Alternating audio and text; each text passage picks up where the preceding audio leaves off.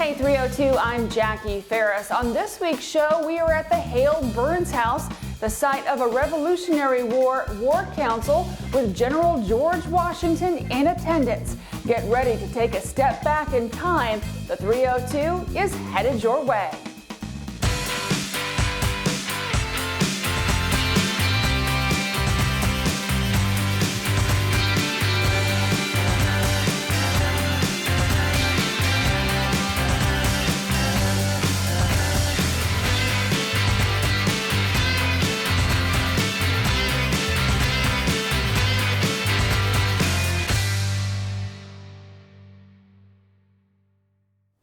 The Hale Byrnes house is not only a place where three rivers meet, it's also where history was made. We're going to talk a little bit about that. I'm joined by Kim Burdick. Now, she is the resident manager, and she's also written a book about some of the revolutionary history that's happened in the area. Kim, thank you so much for joining us. Oh, thank you for asking me. So first of all, let's get the geography down. We have three rivers. Can you tell us the three rivers that intersect here? Yeah, right in the backyard. If you are looking out the window to the west, there's a hill up there, and the White Clay Creek runs down the hill. Actually starts in, I don't know, Avondale, Pennsylvania, and it ends right here in the backyard. If you look out the east window, you will see a big river, and that's the Red Clay Creek. So you've got the Red Clay and the White Clay. And they merge right there. And then if you put your canoe in the backyard, you would go south, and it runs into the Christina River, however you choose to pronounce it, you'll be all right. So it was an optimal place at the time of the Revolutionary War for transportation and things like that. Now, in order to talk about this, the historic significance, we have to go into a battle that happened not too far from here in a series of battles, Couch's Bridge. For folks who may not know what happened there, talk to us a little bit about that. The Americans were coming here from Pennsylvania. They were actually coming from the Mulland House, and then down through Philadelphia, down through Chester, down Philadelphia Pike, and then over here. The British were coming from Maryland, and so there are two contending armies that are kind of crashing in the middle. So Couch's Bridge was pretty small, but it was important to Delaware. It's the only real battle that took place in Delaware. And then the Americans lost. And so on the way out of there, George Washington was just up the road. Today there's two drugstores across the street from each other, but there was a farm up there, and that's where his headquarters was, within walking distance of here. So the guy who lived in this house had a wife and 4 kids, and they were... and that's Daniel Byrnes? And they were Quakers. He was the head of Wilmington Friends Meeting, and he was a member of the Philadelphia Yearly Meeting. So they came over here with several other people to start a milling village, kind of like a satellite campus of their mills over there. So when they got here, Daniel built his mill in 1777, but you know, the war wasn't really real here. I mean, we were not part of the action. So when they were crashing here in the middle, somebody told George Washington that if he wanted a council of war to figure out what to do about protecting Philadelphia, this was the right place to come, because there's a brand new modern kitchen built in 1775 when Daniel came here, and it's over there, we'll show you in a minute. But so it was also kind of isolated, but it was close to things. So one morning, Daniel Byrnes, who was this very prominent Quaker, gets a knock on the door, and it's a staff person of George Washington, and he says, "So sorry, Mr. Pacifist Quaker, sir, we are having a council of war at your house at 5 o'clock tonight." So he did. And what did he say whenever they said that? I mean, what was his reaction, being a Quaker, because Quakers are anti-war? Right. Well, you know, what can you say? Sort of like, yes, sir. but they did have the meeting, and it's all the names that you learn about in school. You know, it was Nathaniel Greene and Henry Knox. Lafayette was 20. He hadn't been in the war. He wasn't part of the Cooch's Bridge action. But he was 19 when he came, and Washington actually was kind of babysitting him, but he had good training in France, and his military training did him well. But he turned 20 right here where you're sitting. And so he's listening, he's watching, he's absorbing everything. And every year now for 10 or 12 years, we've had Lafayette's birthday here. And usually it's a covered dish dinner, but I guess, I don't know what'll happen this year. So I want to have a pause right here. We're going to be right back. We're going to take a quick break.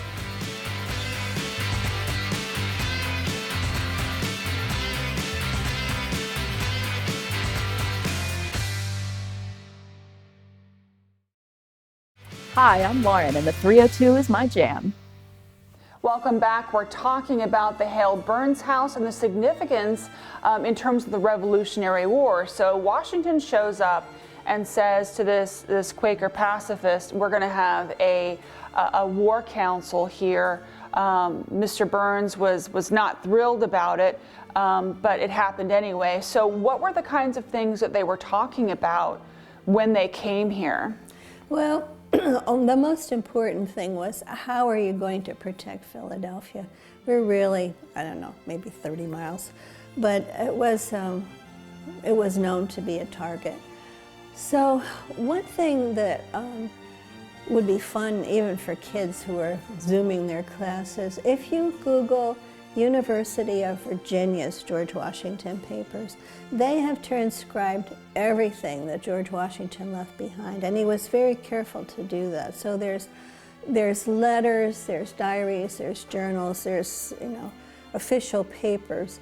And I used to know one of the first men who was working on this papers of George Washington. He had a cool name, Philander Chase. So to make Philander comfortable with what he was doing, he said, Google Daniel Byrnes and just see what happens. So I did, and the guy who lived here actually shows up.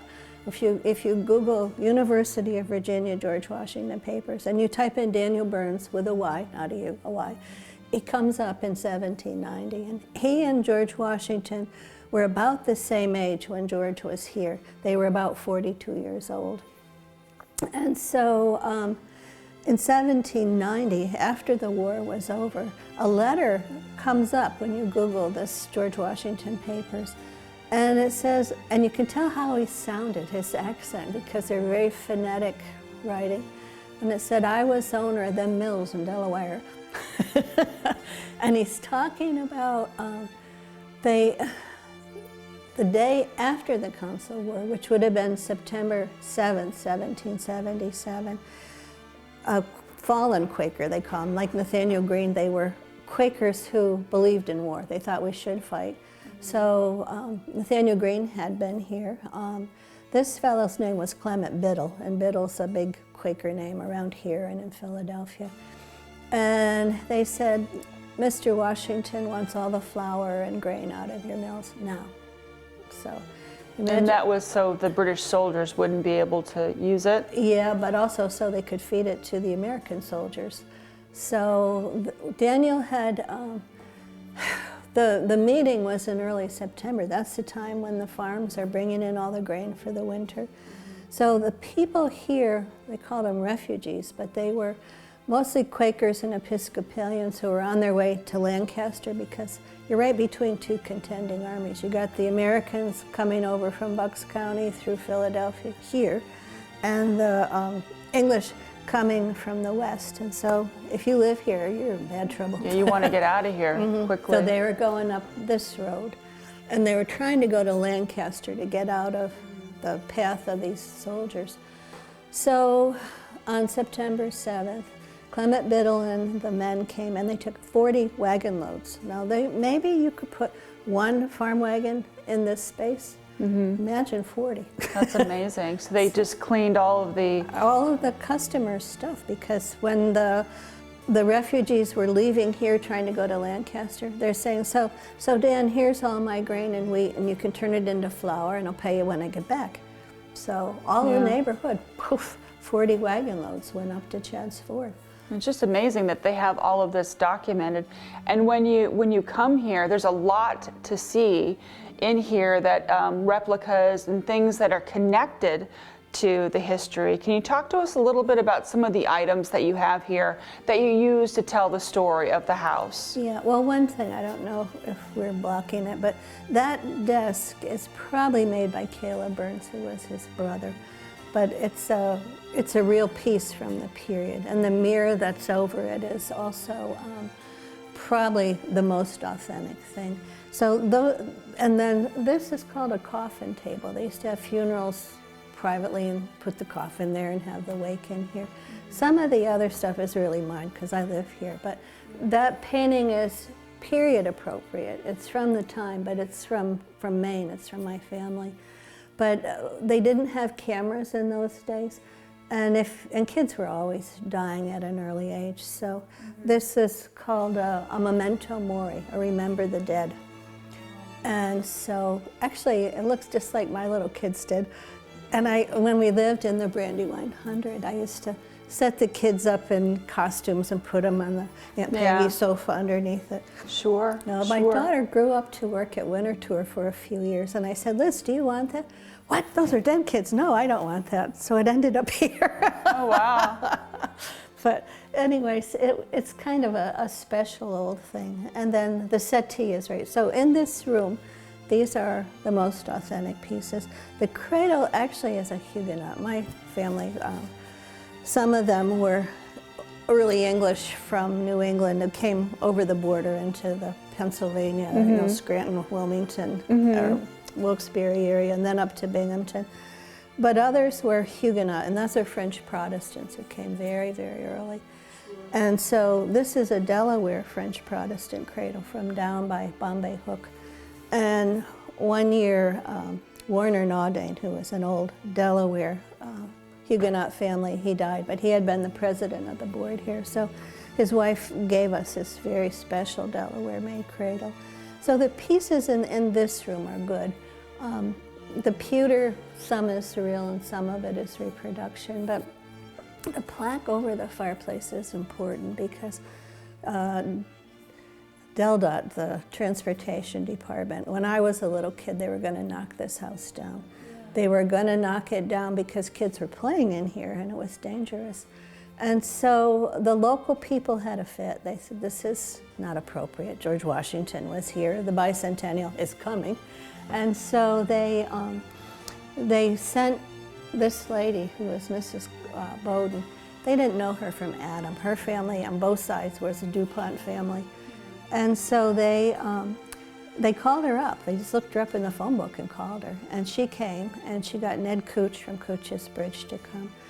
And they went to talk to the legislature in Dover.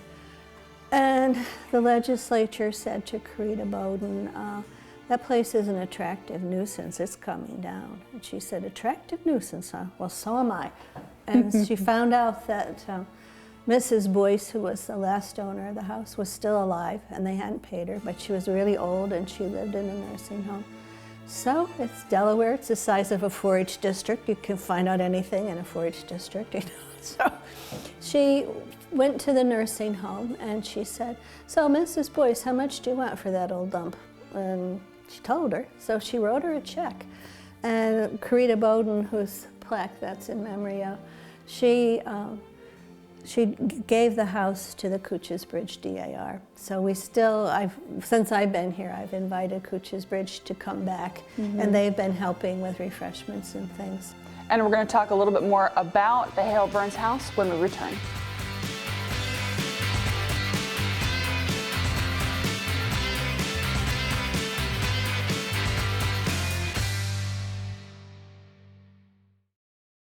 I'm Becca and I love the 302.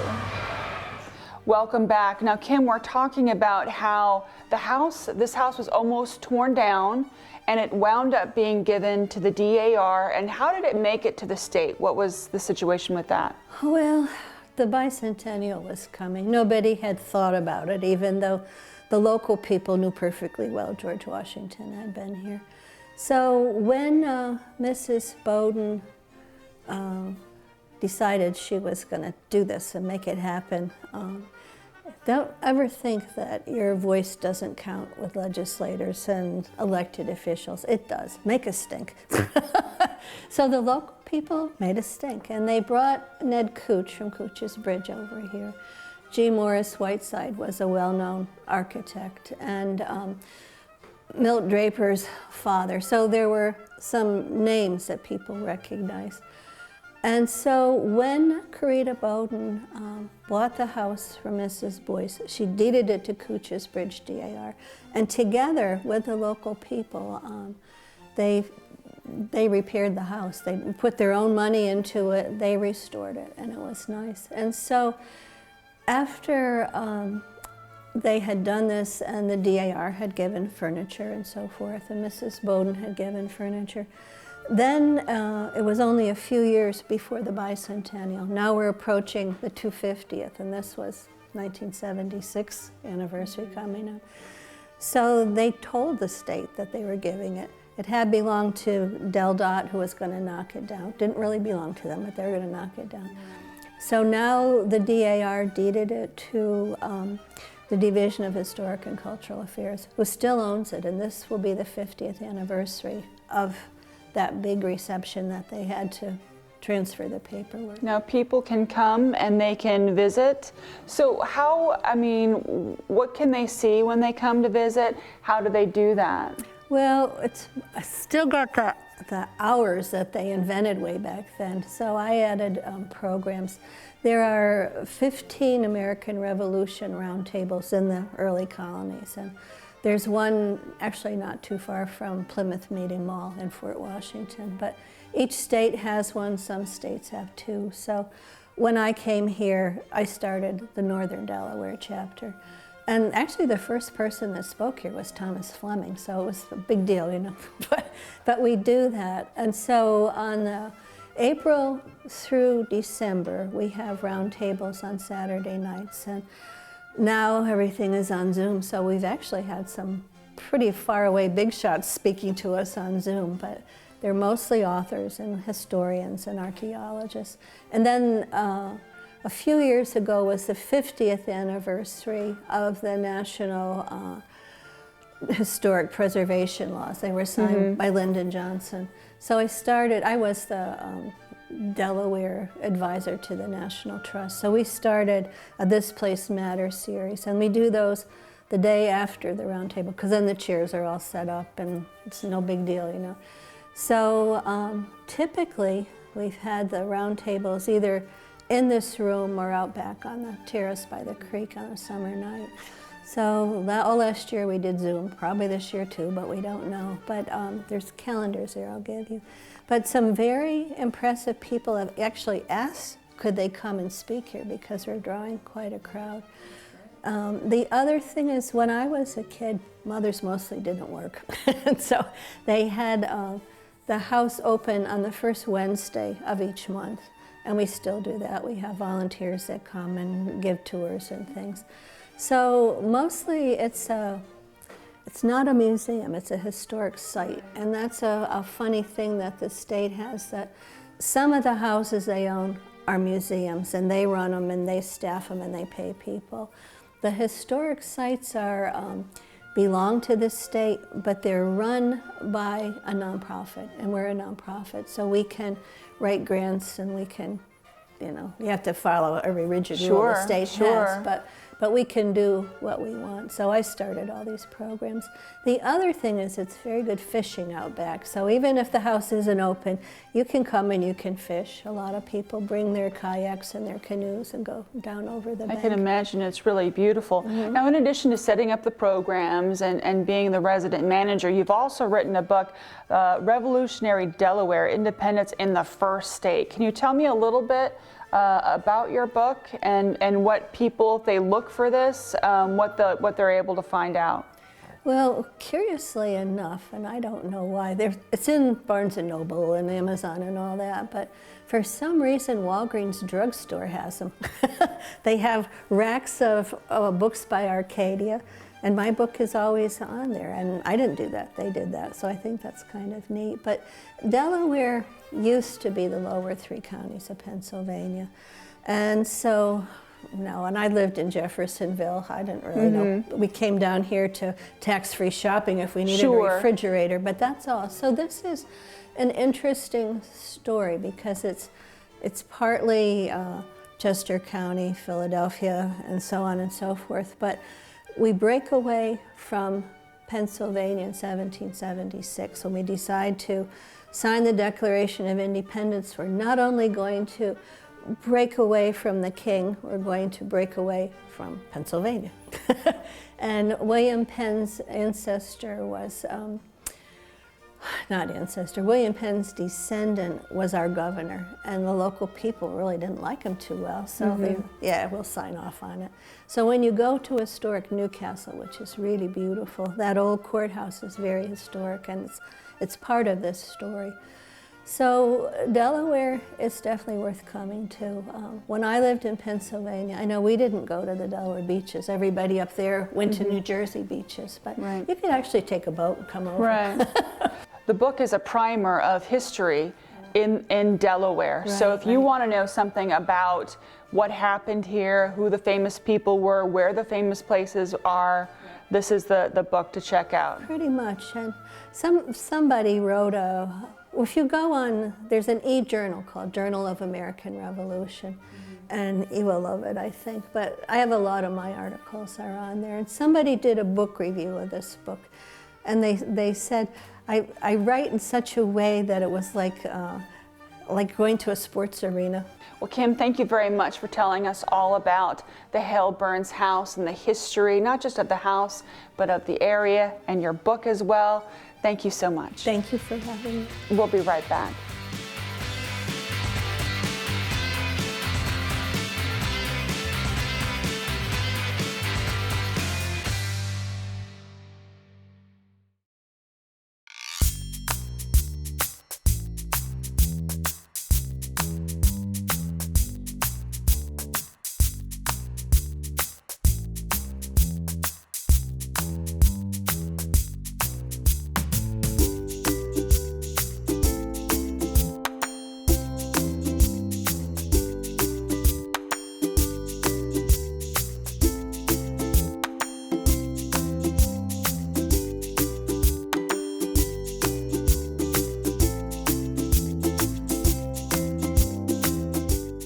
For more information on the Hale Byrnes house, you can visit halebyrnes.org. That'll do it for this week's episode. We're going to leave you now with a beauty shot of where the red clay and the white clay rivers converge. Until next time, I'm Jackie Ferris. We'll see you on the 302.